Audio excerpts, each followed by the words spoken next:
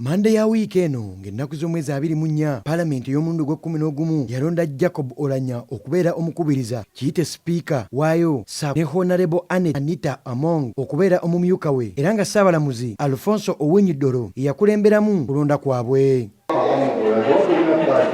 Nabwe gutyo olunaku lwa leero munnamateeka Hassan Male Mabirizi addukidde mu kkooti ya East Africa etaba amawanga ga buvanjuba bwa Africa n'aggulawo omusango namba 23 ng'ayagala kkooti eno esazeemu okulondebwa kwabwe olw'emivuyo egyetubika mu kulonda kwabwe omuli amagye okusalako Paalamenti nga babaka balonda sipiika. Nfayirinze omusango namba 23 mu East African Court of Justice kkooti ya East Africa. Ebintu bingi byempakanya biwerako ebibaddeyo mu bbanga lino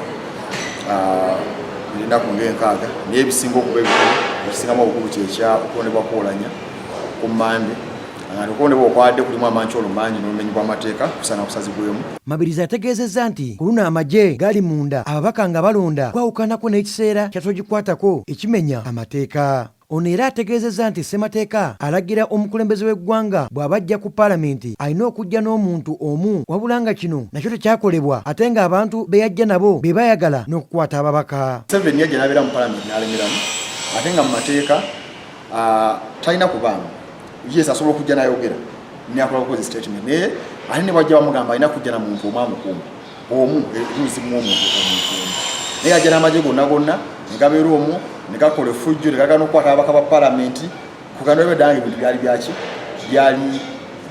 ayongedde n'agamba nti Ssaabalamuzi Owiny Dollo alina enkolagana ey'enkizo ne sipiika eyalondebwa Jacob Oulanyah kubanga amaze ebbanga nga yamukiikirira nga anoonya emirimu bw'atyo ng'ayinza obutaba mwerufu kiyite independent. Mbeera eno Owiny Dollo ne Oulanyah bamukwano nnyo tebakomaawo ku CV olupapala olulwatambuza nga asaba omulimu. Oulanyah y'omu ku bayima b'Owiny Dollo y'omu ku be bamweyimirira buli waba asaba omulimu. Alina abamweyimirira babiri yali Ssaabalamuzi Benjamin Odoki ne Jacob Oulanyah.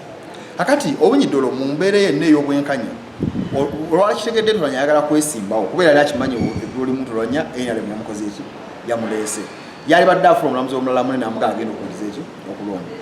Mu bufu bwe bumu aggasseeko nti era ssemateeka alagira nti ababaka nga bagenda okutandika okulonda balina okuggalibwa era nga abaabalibwa mu ntandikwa nga bagenda okulonda be balina okwetaba mu kulonda wabula nga ye Ssaabalamuzi yabala ababaka 320 ate nga mu kulonda balonda 524. Amateeka ga Paalamenti gagamba nga okulonda kunaaba kutandika balina okuzuula abantu bameka bali mu Paalamenti. Bamala okubazuula bameka bali mu Paalamenti era ogino yakyogerako mu ssooka ne babala obululu ne badde obululu bw'abantu aboka bali mu Paalamenti babuteeka wabbali.